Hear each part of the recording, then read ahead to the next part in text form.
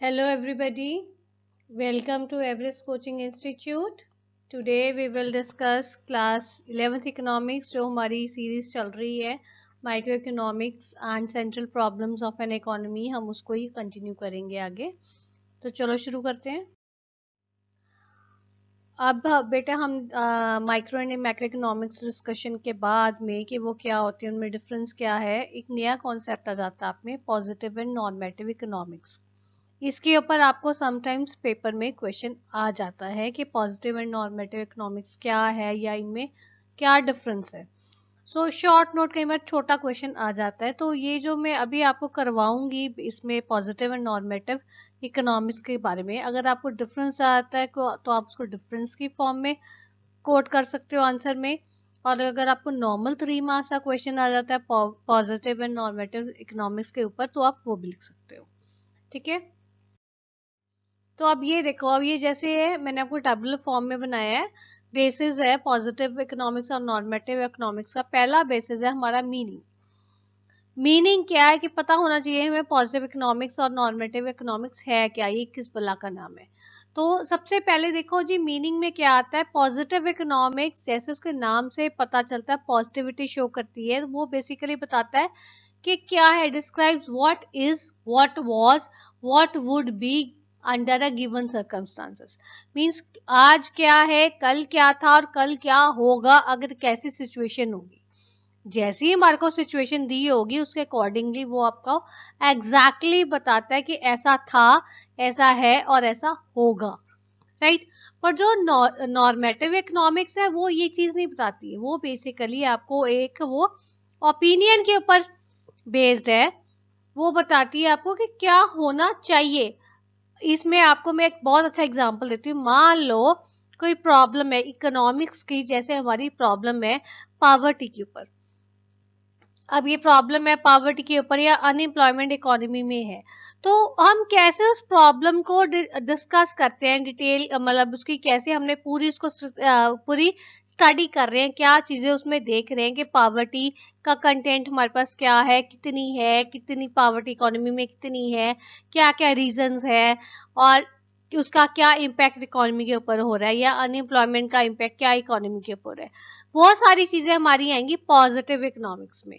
Right. अब ठीक है, क्योंकि ये हम उन चीजों के ऊपर बेस कर रहे हैं।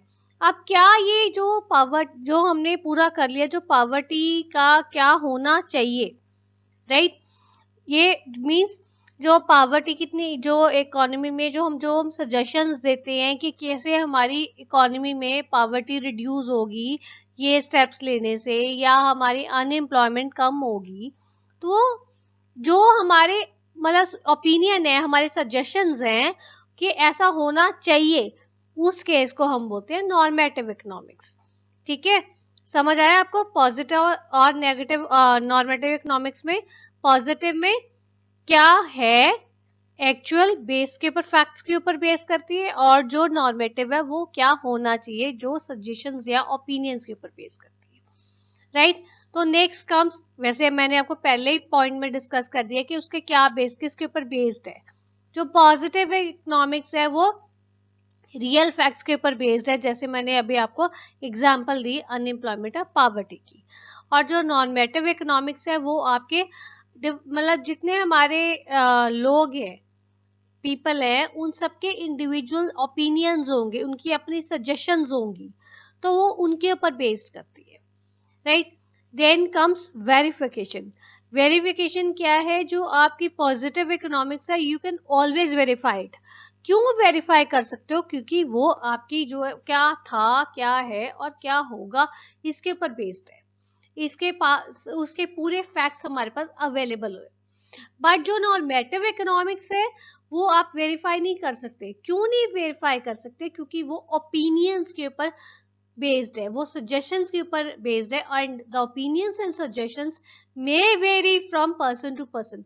ये तो नहीं है जो ए का नजरिया होगा एक चीज को देखने का, वो बी का भी वही होगा। तो वो इंडिविजुअल टू इंडिविजुअल वेरी करेगा।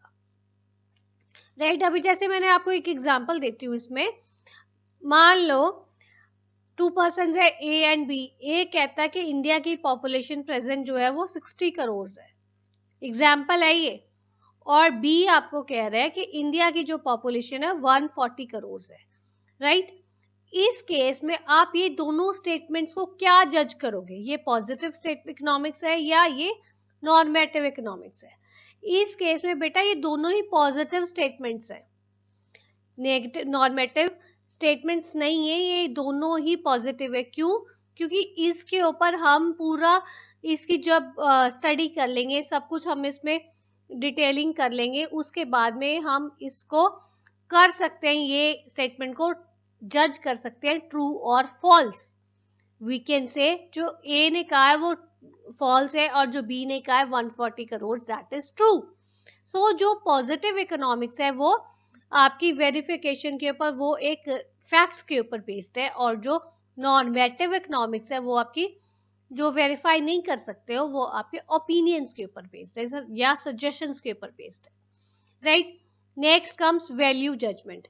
वैल्यू जजमेंट में क्या है कि जो आपका पॉजिटिव इकोनॉमिक्स है वो कोई वैल्यू जजमेंट आपको देती नहीं है, वो सिर्फ आपको निकाल देती है, वो चीज आपको बता देती है कि ऐसा हुआ था, मतलब पहले ऐसा था, ऐसा है और ऐसा होगा।